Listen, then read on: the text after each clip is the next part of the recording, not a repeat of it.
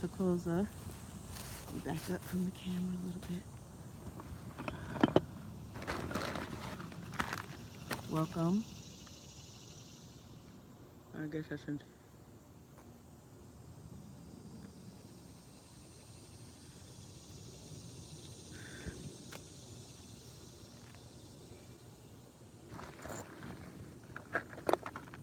I'm just gonna set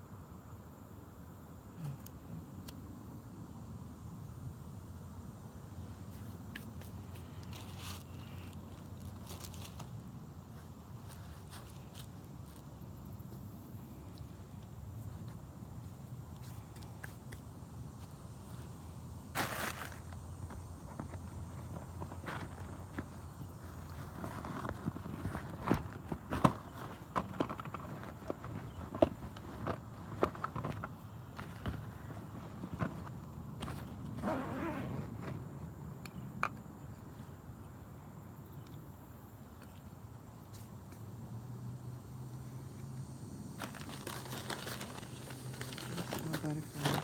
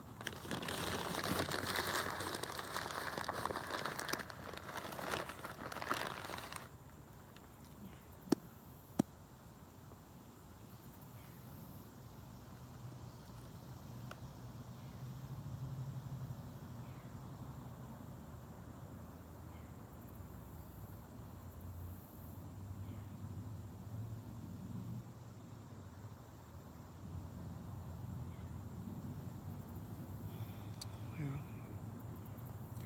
I'm gonna begin because this has got to get out one way or another. You know, when ancestors want to speak to us, you know, we have to honor that. So we're going to begin. Um,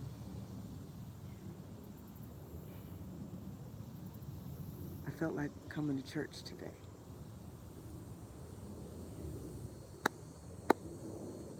I felt like coming to church today. I felt like sharing some good news today. And um, I am a preacher. You know, that's definitely a major part of who I am and how I present my gift. And there's a word for us, and I believe that it is something that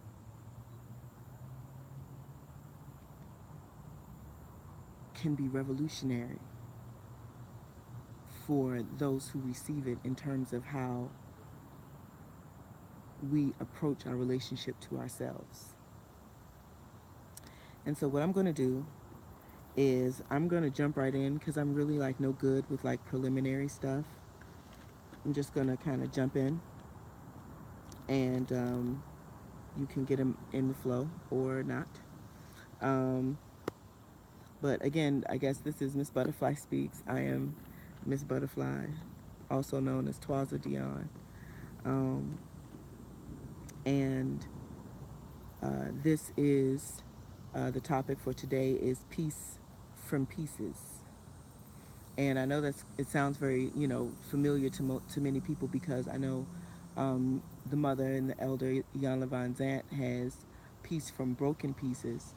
Um, you know, but it's the similarities kind of in there in terms of, uh, content, you know. So all respect to her. That's one of my favorite playlists. I have that saved, believe it or not. Um, in my one of my YouTube playlists, But what the one of the things that I really understood from her story is that everybody has different pieces. It's not a one size fit all, kind of thing. Everyone's pieces. Some of us have slivers of, hope. Some of us have big placards, big boards of, you know, uh, hope and joy and all of that, in terms of what we are getting back, from the energy that we put out in certain situations. So, all of that being with, all of that being said,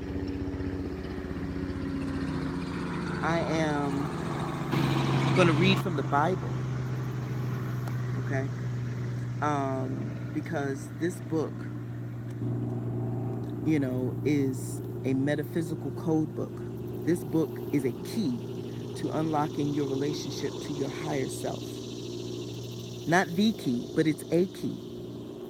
And if you learn how to decode it and really, as people say, understand it, get an understanding of the fact that you are every character in this book is you. Whether it's historically accurate or inaccurate, whether it's plagiarized, whether it's copied, whatever, this book, what makes this book magical and what makes this book so powerful is the fact that within its pages lie the keys to unlocking your higher self, your relationship to your higher self, clearing that. And that really kind of blows my mind because I did when I left Christianity as a belief system, I went through my time of really, not, wanting to read the Bible, not, where I kind of was like, man, fuck that book. It was just, you know, but it's not like that now. I understand now that I don't have to get caught up in the historical or the factual or the literary, you know, inaccuracies or plagiarisms or contradictions or whatever. I don't have to get caught up in any of that, because the truth is that amongst all of that, there's some very powerful truths. There's some very powerful truths. Oh, hold on. Someone said they're trying to. Yeah. Hold on.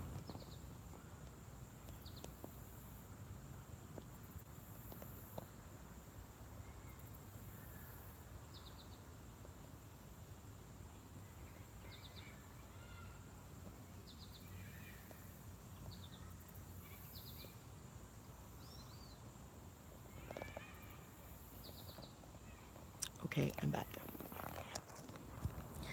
Someone was trying to get on, and um, they couldn't get on, so had to help them out. But getting back to what I'm saying about the Bible, and I guess it's really kind of my justification. Even though some people would say, well, you don't really need any justification, but it's just kind of as for people get confused by what they see. When they see me, I'm a twaza, um, and I am clearly in process. I'm clearly you know uh, non-Christian in my presentation, but here I am reading from the Bible. Well, before all of this, I was a preacher. You know what I mean? So like this book and my relationship with the words in this book and everything has grown and matured as I've grown and matured in my spiritual relationship and in my relationship with my higher self and with myself. So all of that being said, we're going to read a little bit. Okay? And I think I'm going to wait for my God sister to join in before we start.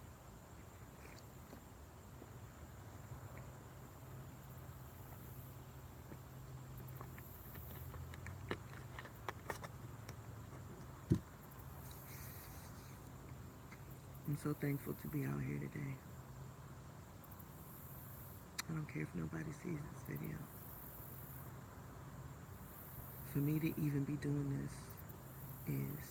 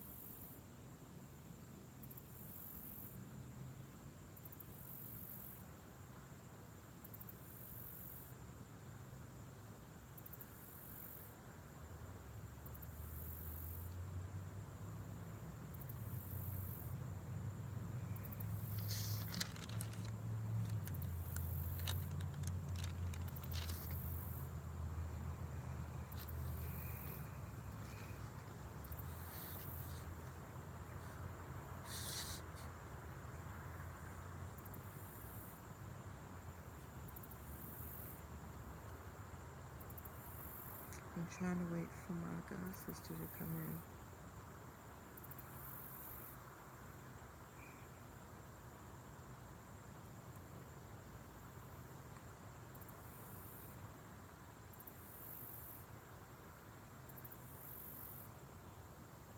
Hmm.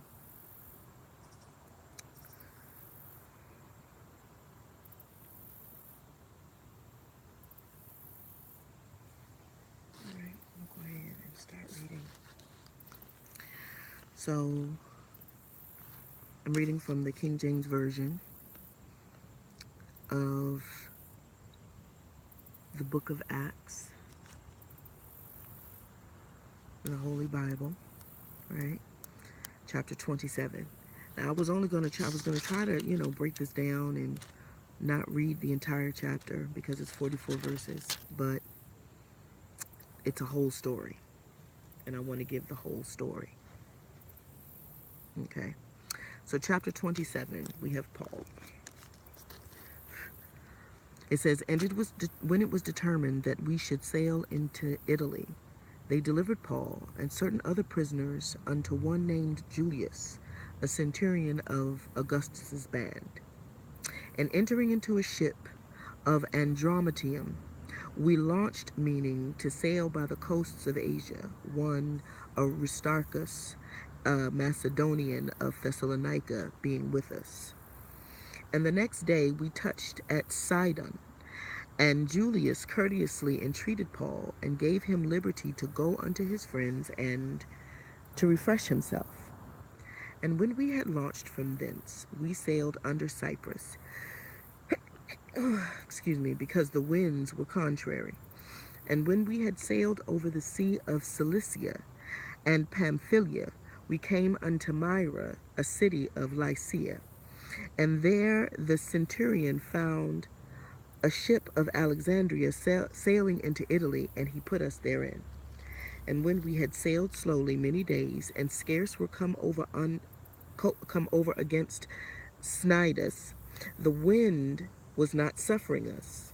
We sailed under Crete over against Salome, and hardly passing it, coming unto a place which is called the Fair Havens, nigh whereunto the city of Lasea.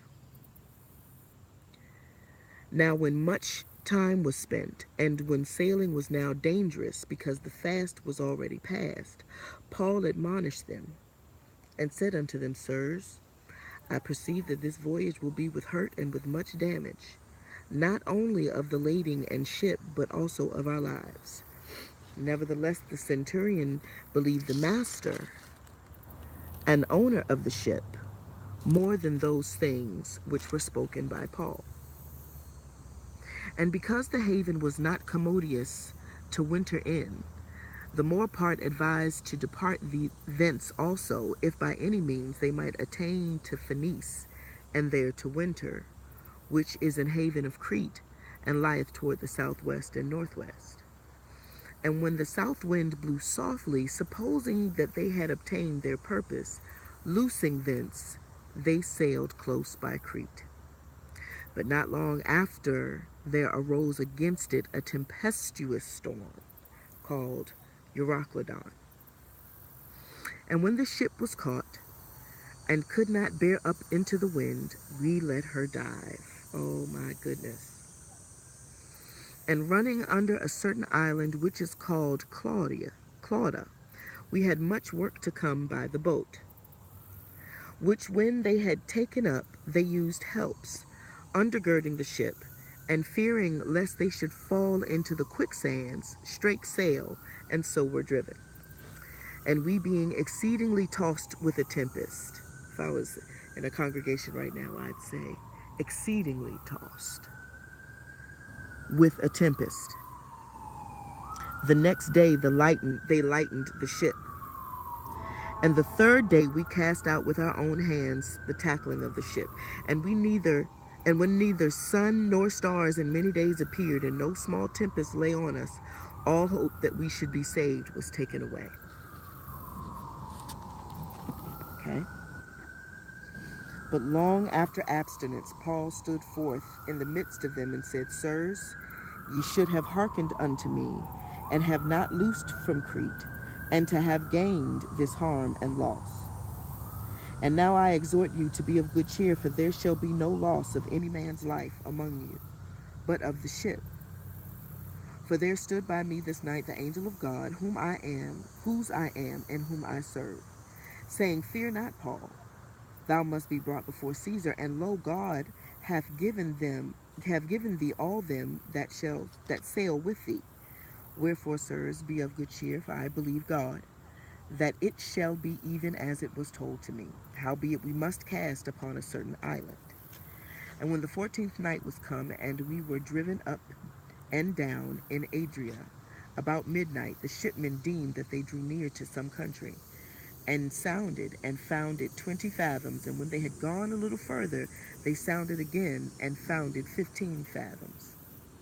Then, fearing lest we should have fallen upon rocks, they cast 4 anchors out of the stern, and wished for the day. And as the shipmen were about to flee out of the ship, when they had let down the boat into the sea, under color as though they would have cast anchors out of the foreship, Paul said to the centurion, to the soldiers, Except these abide in the ship, ye cannot be saved.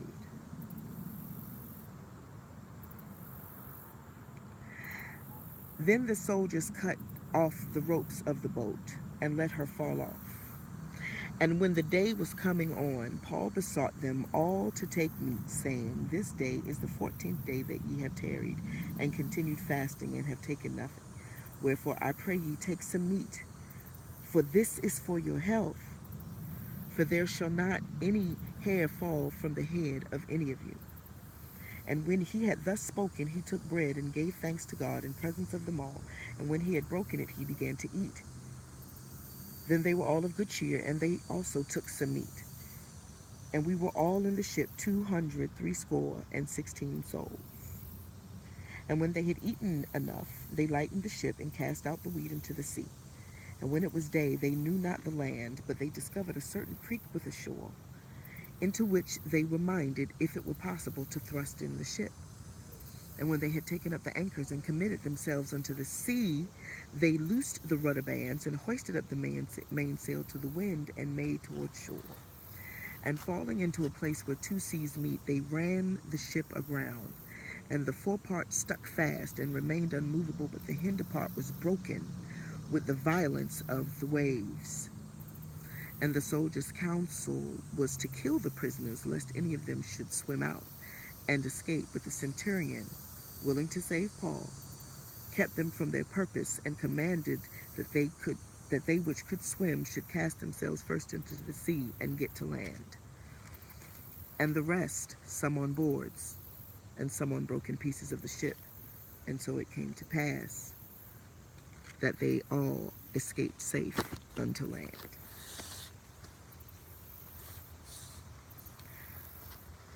That story has so much meat in it. There's so much um, truth in it. And without getting too deep into, you know,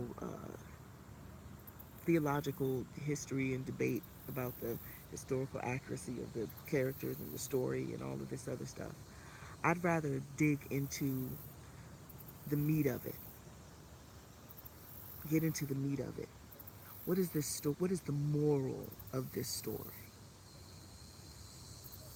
Well, first we have to, if we're going to understand it metaphysically, we really have to begin to identify with each of the characters, and really begin to I won't say internalize, but we've got to establish a connection in terms of being able to see ourselves in this story. You have Paul, who's been arrested for preaching the gospel according to the Bible. Um,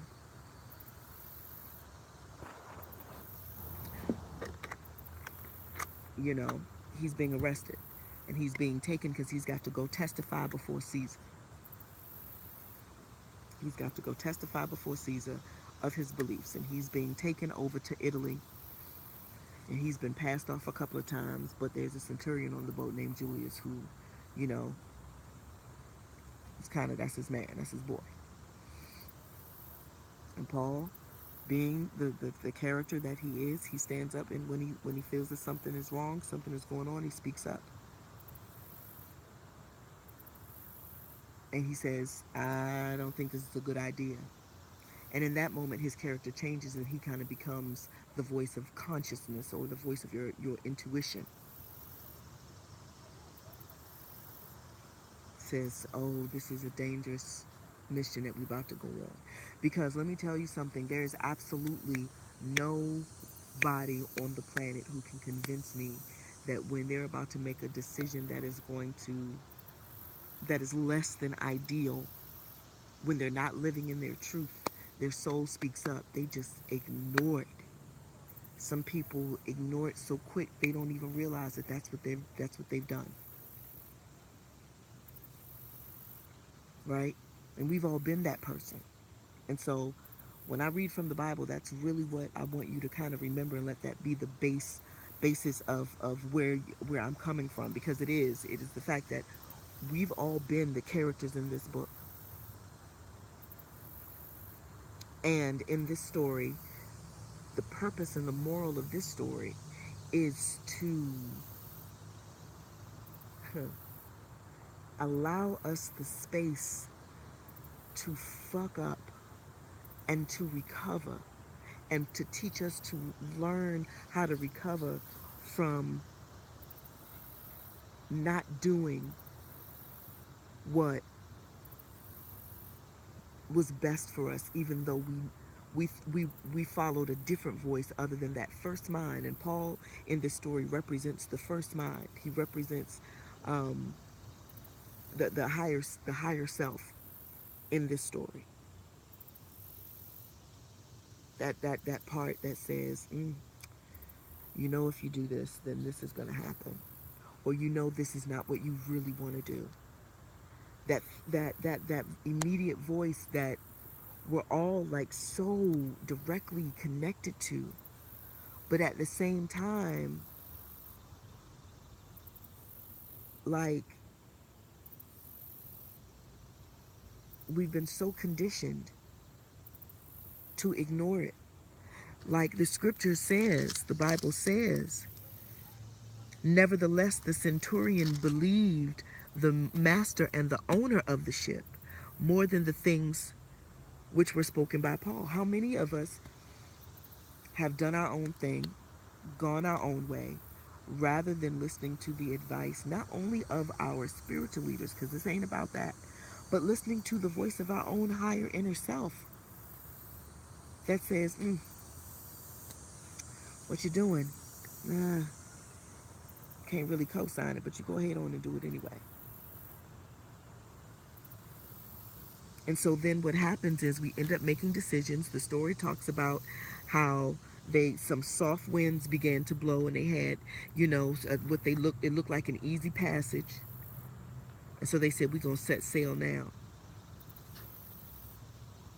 But verse 14 says, but not long after there arose a tempestuous wind called Euroclydon. Now the Euroclydon is the east wind. It is Hurricane Katrina and El Nino put together. The Euroclydon is this massive storm, according to the scriptures, according to the Bible. Massive storm. And so how that translates to us being the characters is that we literally sometimes walk into storms. We enter situations and allow ourselves to be drawn in when the voice of our soul is screaming out like, yo, let's do something else.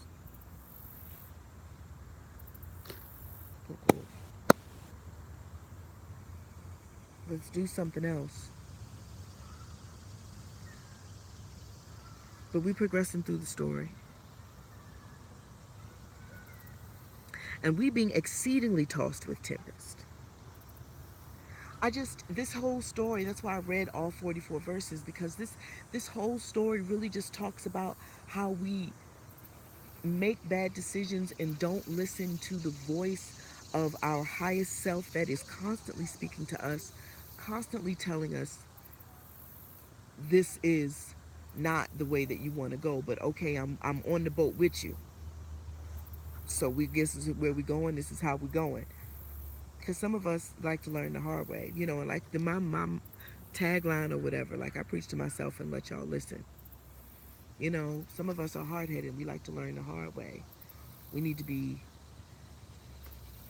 shown, you know. Um, but nevertheless, the wonderful thing about this story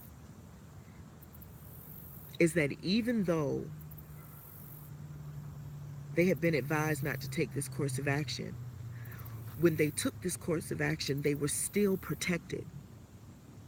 And it's some people would say right here, well, that's not a license to just knowingly fuck up. But it kind of is. It's space. It's permission to go through your process the way you need to go through your process. And that, I believe, is what the metaphysics of the broken pieces are, or is metaphysics. Yeah, the metaphysics are. Sorry, my inner nerd. But that's what it is. The broken pieces are literally it's the space you need to go through your process, how you need to go through it. And that's what I mean by piece from pieces. Because I could also say piece by pieces. Good morning, Clover. I could also say piece by pieces,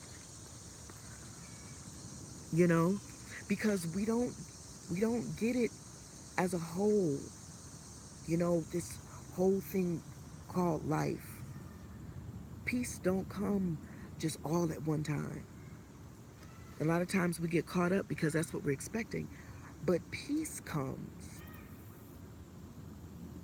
in fragments, sometimes in shards.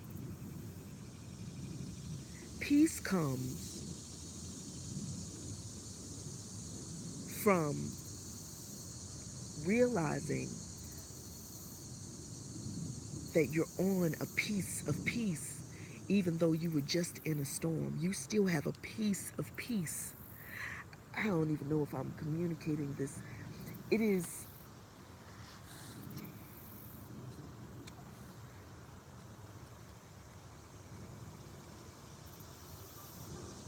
it is what you learn from examining the so-called chaos of your life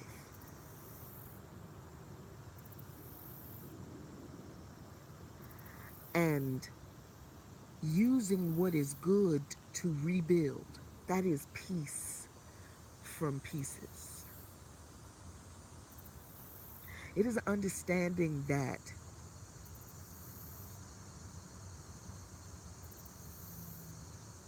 what brought you here may not all be useful in your now, but there is some good, some usefulness somewhere in it, or else it wouldn't have been able to bring you over.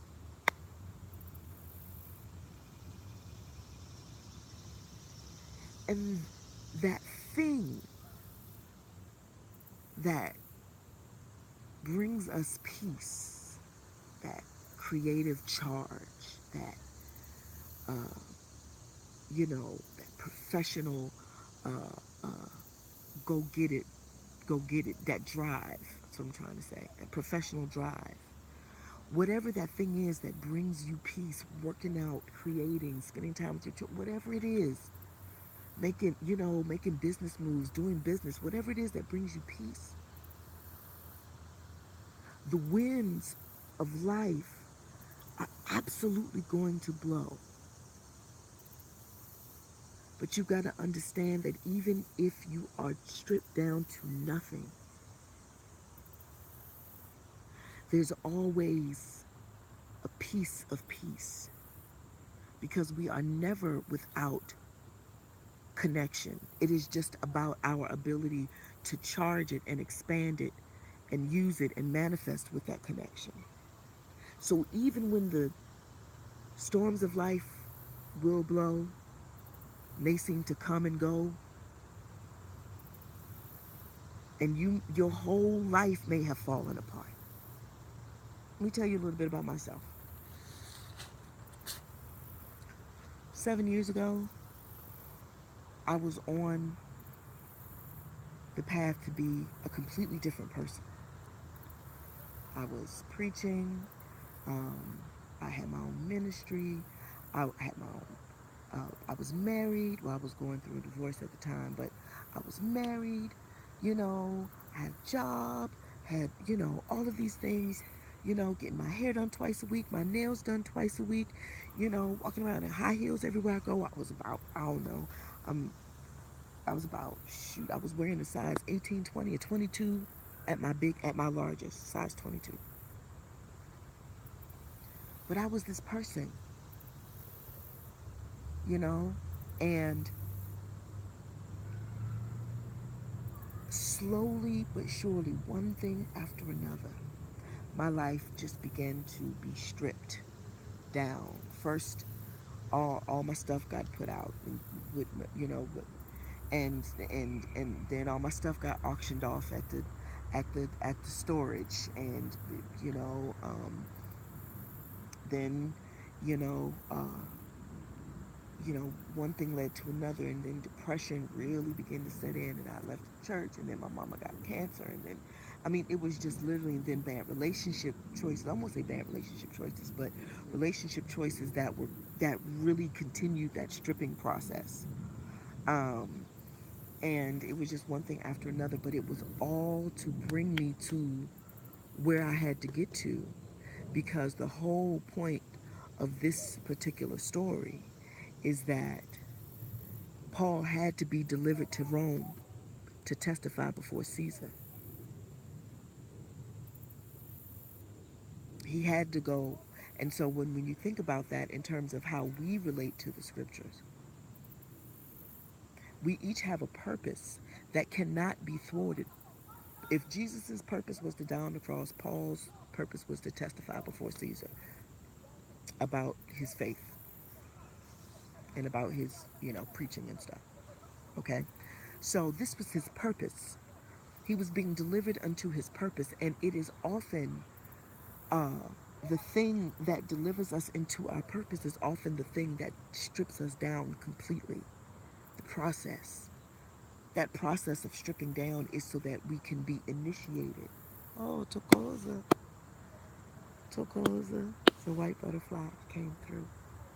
It's so that we can be initiated. The priests in the Old Testament had to be stripped down. All priesthood that I know of, including my own tradition, you have to be stripped down in front of the elder priests, the high priests, the chief priests, literally, physically, and also your life. It is a very simple, I mean, it being as an initiate anyway. It's not a lot of frills, because it's about stripping away all of the things that you don't need anymore. It's about releasing all of the conditioning and the way I've been raised, and what I've been through, and same old stories. It's about releasing all of that, the shame, the guilt, the fear, releasing all of it, and really just recognizing that if you needed more to get over, you would have had more to get over. That's just how powerful you are. You survived. And so this is where peace comes from, when you allow that truth to, because some of you may say, well, all I got, from, I don't know how I made it. If you sit down and think about it for a second, And allow yourself to accept the fact that, okay, yeah, I may have made a decision that made my journey hard, but I'm still protected and I'm still here because I still have a purpose. And it was a lesson, and there's nothing that can thwart me from my lesson. Nothing that can thwart me from my Tokoza. Nothing that can thwart me from my purpose.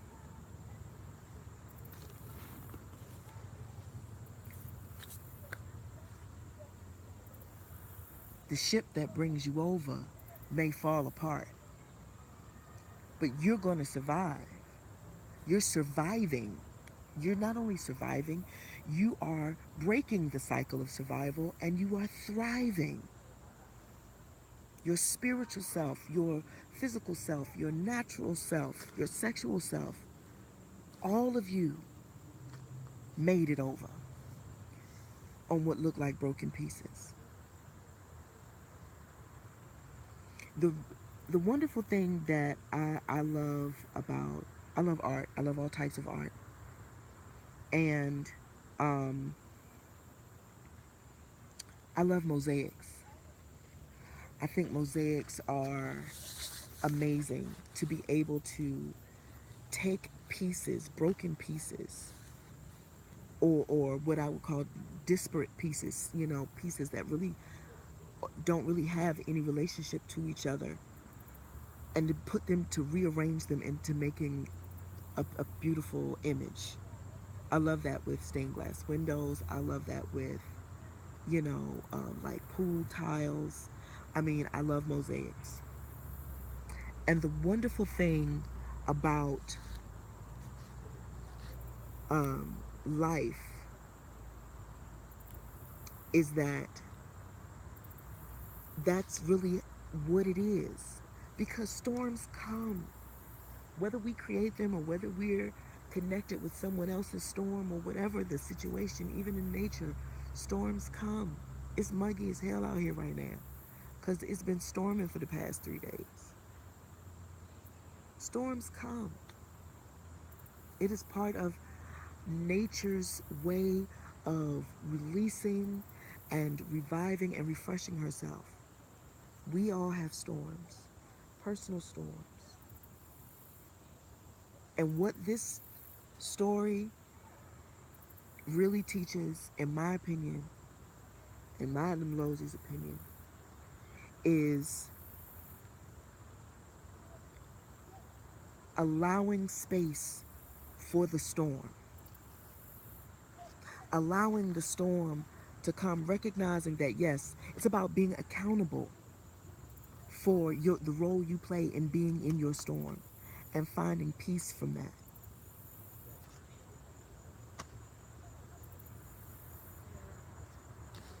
And finding peace from that,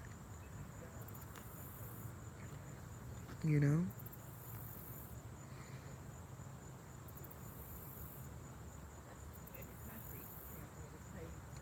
Because, hello, hello.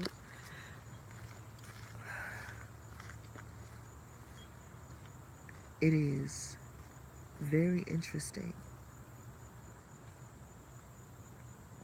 Verse 43 says, but the centurion willing to save Paul, because there are people who are always sent to you on your journey, along your journey, who got your back. Your ancestors send them to you. And even though the centurion didn't listen to Paul in the beginning, he had enough respect for Paul. And you got to see yourself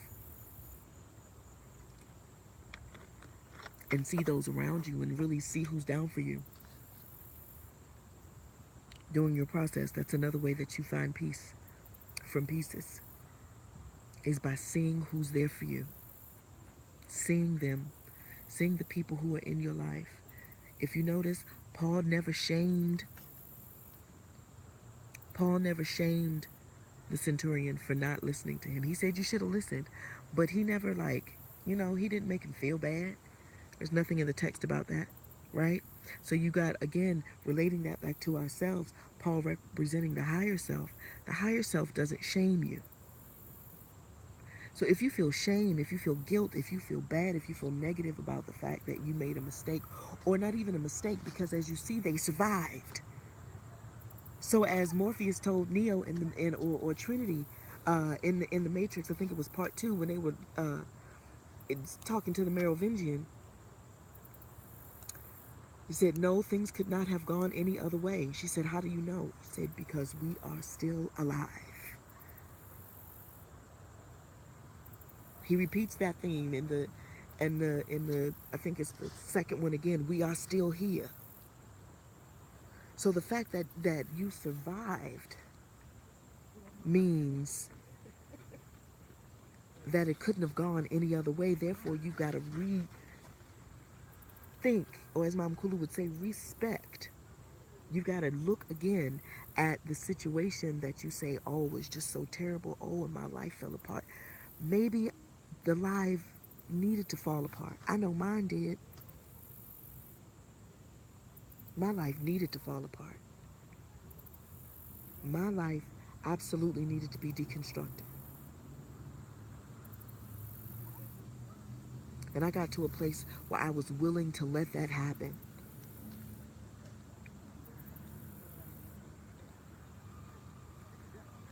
I was willing to let that happen. You understand? And being willing to let that happen and giving into the process and really not fighting it. I mean, I went into depression because I didn't understand it. I didn't understand what was happening to me. I didn't understand what was going on with my life.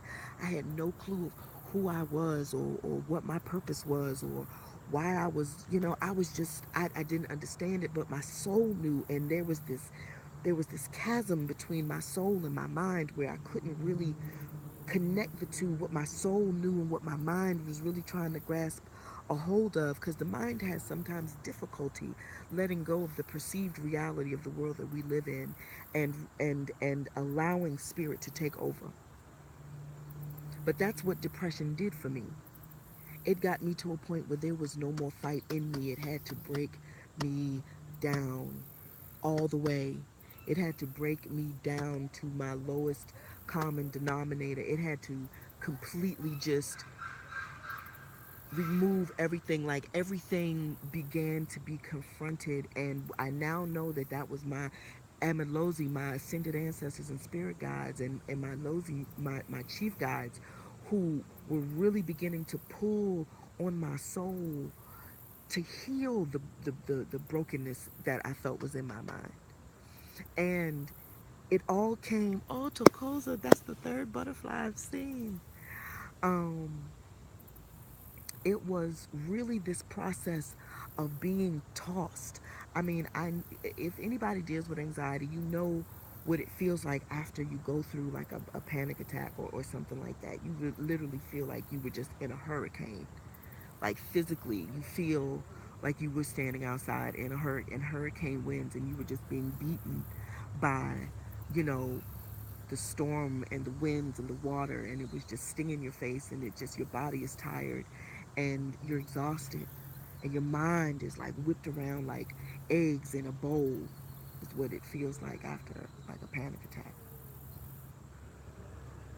But when I began to look at that in a different way and understood my energy and my power, and I began to, and I'm still learning. I'm still, that's what this whole process is for. I'm still learning how to tap into that and how to really, embody that on a regular and consistent basis. But when that energy comes and it it feels like the shoreline, the waters of the shoreline pulling back in preparation for a tsunami. And like I was sharing with my god sister, we what comes up in a tsunami, like the debris that comes up in a tsunami, is from the ocean floor. Like that's the power of that wave. And so it has to retract. And when I understood that I am not just the wave, but the ocean itself. Because everything that's in the ocean is in a drop of water from the ocean. And so everything that is in the universe is in me. And so when I began to understand that and really and more and more day by day, I'm not saying that I got a grasp on it.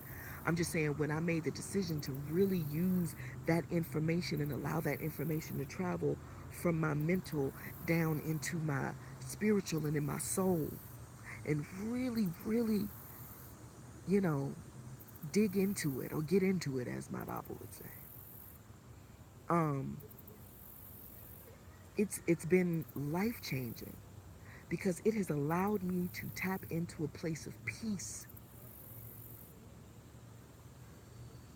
that is rock steady, that is grounded, and I'm able to watch other people's storms and not be in the storm myself. I'm as an empath, you know, what they would call an empath, a highly sensitive person, someone who feels and picks up and often sometimes processes the emotions of other people. Being grounded is so important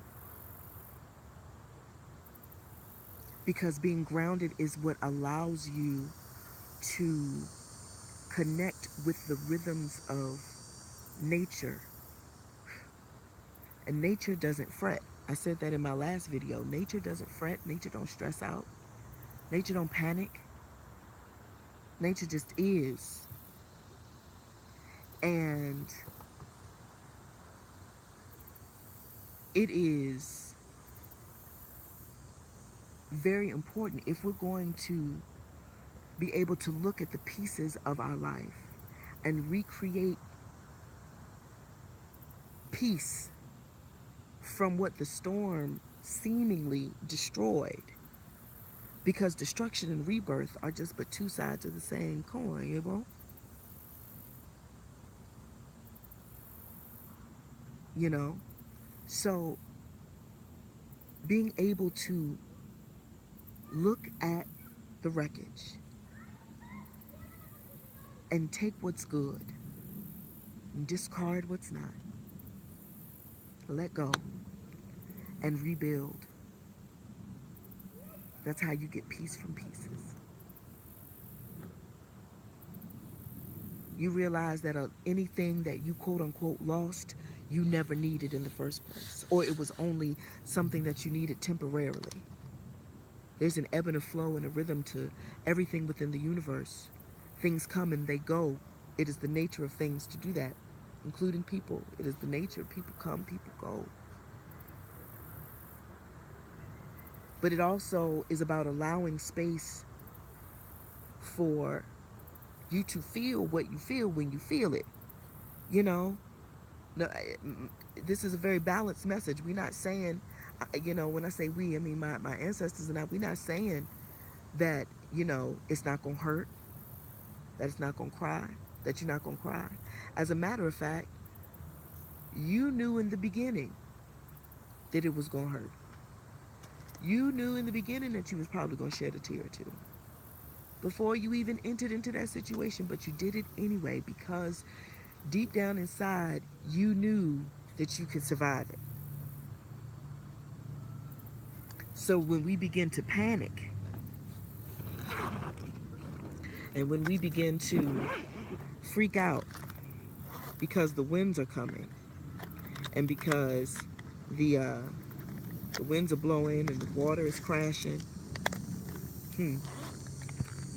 it reminds me of the story of Jesus in the Garden of Gethsemane. The character of Jesus in the Bible had been preaching for 3.5 years about what his purpose was, how he came to do this and came to save that and came to free this and came to do that, and that the Son of Man was going to be like the sign, like Jonas in the belly of the whale for 3 days, so must the Son of Man be in the earth for 3 days and all this. I mean, he said it. But when it came time for him to do it, he cried and said, please, Master, if it be thy will, Let this cup pass from me. How many of us can relate to that? Deep inside, we know the truth about any given situation that we're entering ourselves into consciously. Deep inside, we know, but we like to ignore and play and act like we don't know. And I'm going to tell you, my Nkulu said it to me, and I'll probably repeat it until the day I die. You play yourself when you act like you don't know what you already know, what you really know. When you know, you play yourself.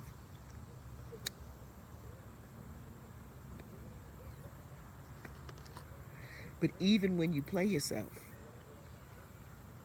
your ancestors are always there to let you know that because you have a purpose and because you set out on this journey in the first place, even though you might have made a mistake or I don't really like the word mistake, it's kind of black and white, but you made a certain kind of decision that took you down a certain path. We still here with you. We in the boat with you. We are with you. And so you can have peace in knowing that if we tell you you're going to survive, that you're going to make it, that you're going to achieve your goal, you absolutely have to hold on to that peace so you can have peace, so you can manifest peace.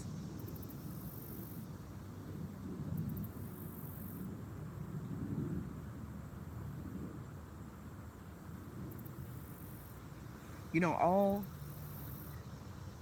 wars in the world are manifestations of our inability to make peace with ourselves. I won't say inability. Let me scratch that. I would say unwillingness or ignorance as to how to make peace with ourselves. Like, we are at constant war with ourselves. We are constantly beating ourselves up, holding ourselves to the impossible standard of perfection, of the myth of perfection.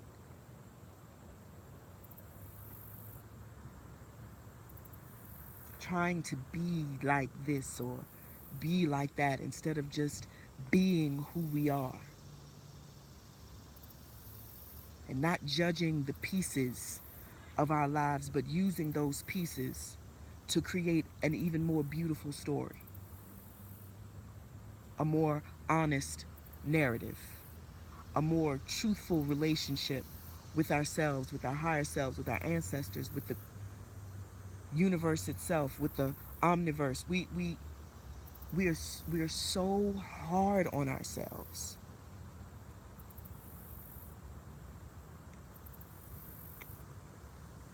But the higher self don't make you feel bad.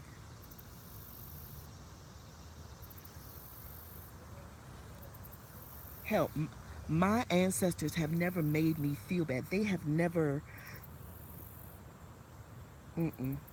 Now, I've had moments where I've had some real moments with my ancestors, and not understanding and everything, and kind of just letting off. But they've always dealt with me in love. Sternness, when they speak, they speak, they speak. But I've never left I've never, come out of meditation with my ancestors feeling bad, feeling sorry for myself, or feeling anything. It's always an infusion of love and an infusion of power and a reawakening and a reminder. And so one of the 31 ways to surrender that I post on Instagram, hashtag 31 ways to surrender, is um, don't judge your process or trust your process. Don't judge your process. You are where you are because it's where you need to be.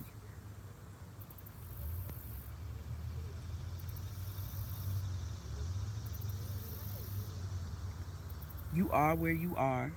You are who you are. You are the way that you are. You have to accept all of that and don't say, oh, I hate this part of myself. You know, it's a meme and it might be cliche, but it's the truth that you cannot hate yourself into a version of yourself that you love. And hate is really not hate. Hate is really misplaced adoration, misplaced devotion. It's love turned on its head. The opposite of love is apathy. It is not giving a fuck.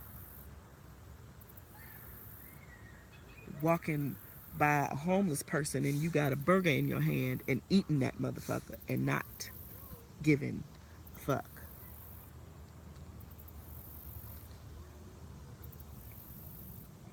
So it is imperative if we are going to establish a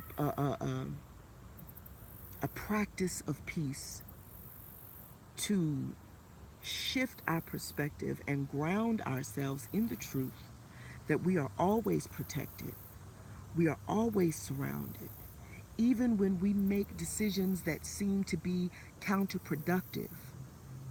The ancestors, your higher self, the creator have a way, the universe has a way of shifting things so that you can still learn the lesson and that you will survive it. If survival is on your mind, because the Bible says, but Paul the centurion, willing to save Paul, kept them from their purpose and commanded that they which could swim should cast themselves first into the sea and get to land. You have to practice or you have to participate in your own deliverance sometimes. We cannot be passive observers all the time. Sometimes we got to dive head in if we want to find, if we want to get to a place of peace. We got to dive into choppy waters. Why? Because we can swim. I don't want to get wet. Well, you don't want to survive so that you can thrive. You can't thrive without learning how to survive.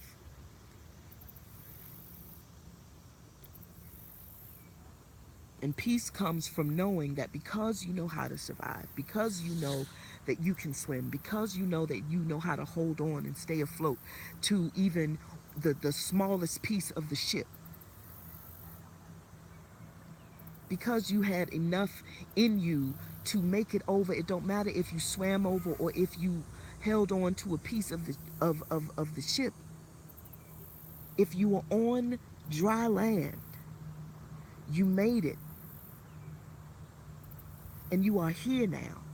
And you are still on your way to purpose. And you are still on your way to destiny. And no, you don't look like, a lot of people say, I don't look like what I've been through. Sometimes you look like what you've been through.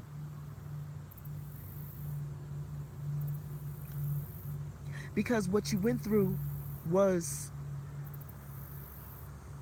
sometimes you still bear the scars. You may not look like it physically, but in your emotional reactions to certain triggers and in the way that you communicate when certain energy is around and the way that you behave or whatever in your behaviors, your patterns, your behaviors, your thoughts, your ideas, that's where the scars show up. But even in all of that, you are still on the other side. And from that, you can build peace. You can let it all go and say, you can't mourn the loss of the ship.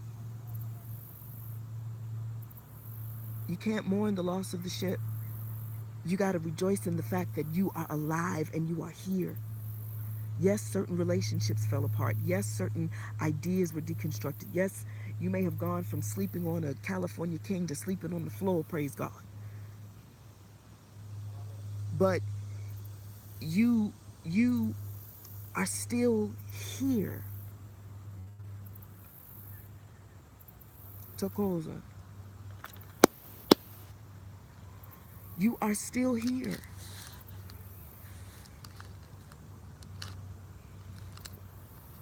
So like I said in the beginning, this story about Paul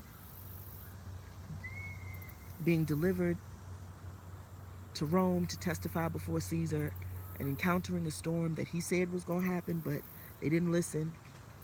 They got tricked by their own ego because a soft, gentle wind came. And it's about the fact that Paul, representing in this story the voice of your higher self, the voice of your ancestors, the voice of your intuition and your spirit. He says, even though we are just encountered a storm, the ship is going to be destroyed, but no lives are going to be lost. And right there, you can put a praise on that, because that our ancestors are always with us. And when you have been set on a course for purpose, which everyone on this planet has a purpose that they are here to accomplish, your entire life can be and will be dismantled by the very decisions that you make, because your soul and your ancestors have a way. They have a way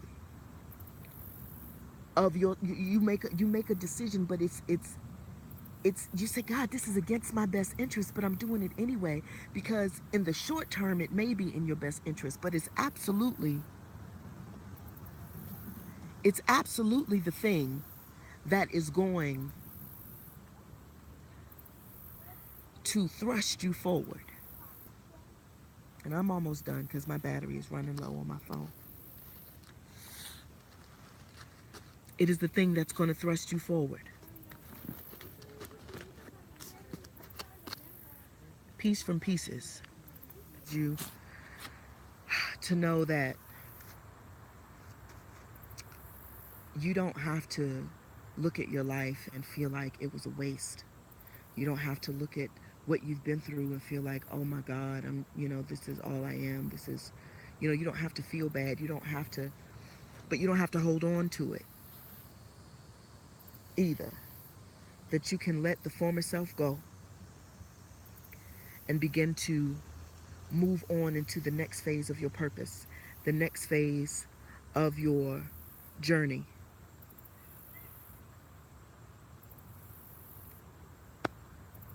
And that's peace. And knowing that you know how to survive a storm. And knowing also, more than that, that you know to listen to your intuition, to listen to the voice of your higher self when it speaks next time. Every storm that we walk into because we ignore the voice of God within us is really a lesson in fine-tuning the ear, the spiritual ear, to hear and understand and obey the voice and recognize its own voice and follow its own voice. That's what I mean by trust yourself. When you trust yourself, when you know yourself, it's really the God in you speaking out through you, you listening to that voice, you articulating that voice, you expressing that voice, and that same resonance coming back to you. And you looking at what you created as God saying, this is good. So you can't judge the process. You can't judge your pieces. You can't hate your pieces. It's who you are. But it's not all of who you are. You can use those to build. Thank you, Dakosa, for you who joined in. And this is, these are only going to get better. Going to get more accustomed to teaching in this way. Um, and, it's only going to get better. So I thank you for rocking with me. Um, Tell a neighbor, tell a friend, you know, they can kind of fast forward through maybe about 15 minutes. And I may go in and edit this because, there was I was just kind of waiting. Um, and so it's like I won't say dead space, but, it's like me not really saying anything. So I don't know. I don't have a production team. I don't have any of that. I don't really have any experience doing this. I'm more of I'm used to getting up in front of people and being able to feed off people's energy, in the room. So thank you for bearing with me. Thank you for listening. Um, Continue to watch and subscribe and everything, and I'll keep posting and we'll keep sharing. And until we talk again, Tokoza, Tokozani.